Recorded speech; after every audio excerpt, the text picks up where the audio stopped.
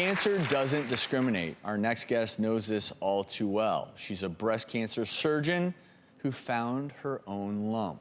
Dr. Ann Peled is here to share the story of how she became the patient.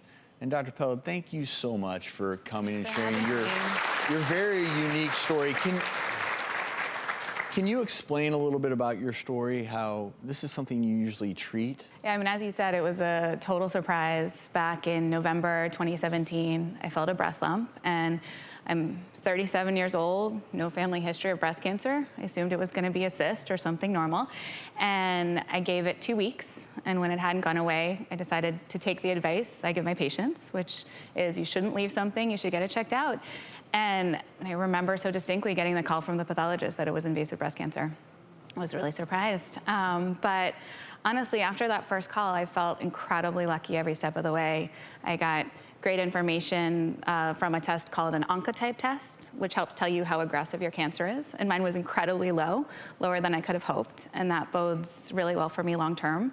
And my genetic testing was negative. So I was able to have a lumpectomy and reconstruction back in January, went on to radiation, and have now been cancer-free 6 months as of this past week. So you went through the entire algorithm that you do day in and day out. Yep. That is your job that you do for hundreds, if not thousands of patients. But you had to make decisions as the patient. How was that? So I have to say I had no idea how hard decision-making was going to be until I was in that place. But it's really changed how I interact with my patients because I now understand how difficult decision-making is. I help them think about what their options are going to be in a totally new way. And for me, once I found out I was going to do well with my cancer long-term, I realized how much my recovery mattered to me. I have 3 little kids, I have a crazy practice, I'm an athlete. How was I going to get back to that? And I got so lucky. I have a fantastic surgical team. They let me get back on my bike in a week.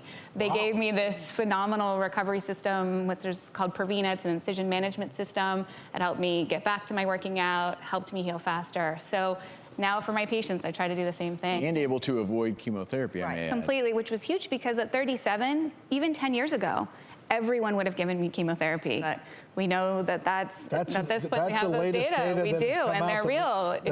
Based on markers, we know when Right. the chemotherapy is indicated and when long-term studies show that outcomes are not affected if you add the chemo. Even with an average risk of cancer, we know that there are different guidelines giving different recommendations as far as when you start screening. So 40 years of age, 45 years of age, how frequently you screened, every year, every 2 years. I'm just curious, what are your thoughts?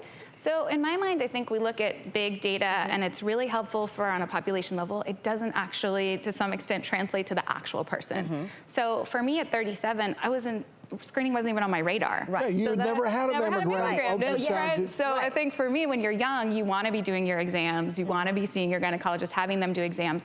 But in my mind, screening every year, you know that you might have an increased risk of finding something, but you're more likely to find something if it's bad. So I recommend my patients at 40 get screened every year, and even earlier if they're higher risk. Before we go to break, what's the biggest change you've noticed as a physician since you became a patient, basically for the very thing you treat?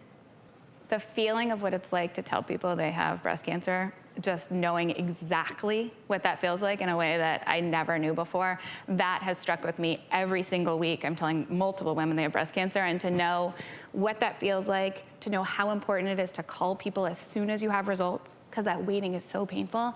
For me, that's really changed the way that I practice, and I connect with my patients in a way I never did before. And it's made my job, to be honest, the silver lining of it, it's a lot more rewarding than it was before, quite honestly. Well, I think you were a super doctor. Yeah, it's obvious you have a wonderful bedside manner, and keep up the great work. We're so happy that you had a good outcome Thank you so with much. your cancer, and keep up all the good work.